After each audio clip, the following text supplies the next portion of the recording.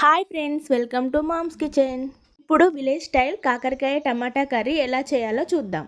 ఇప్పుడు stove on చేసుకొని ఒక గిన్నె పెట్టుకొని అందులో 2 టేబుల్ స్పూన్ల ఆయిల్ వేసుకొని జీలకర్ర పచ్చిమిర్చి వేసుకొని వేయించుకోవాలి. ఇందులోనే కట్ చేసి పెట్టుకున్న కాకరకాయ ముక్కలు కూడా వేసుకొని ఒక 10 నిమిషాలు ఫ్రై చేసుకోవాలి.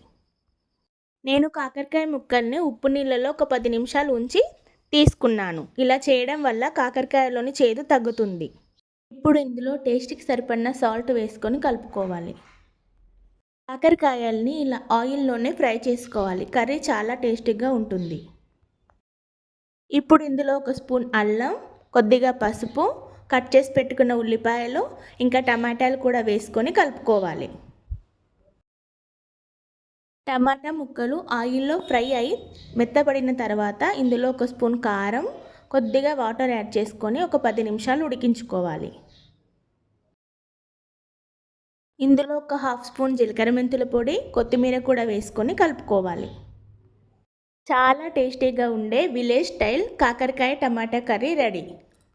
ఒకసారి ట్రై చేసి కమెంట్స్లో ఎలా వచ్చిందో చెప్పండి. Thanks for watching.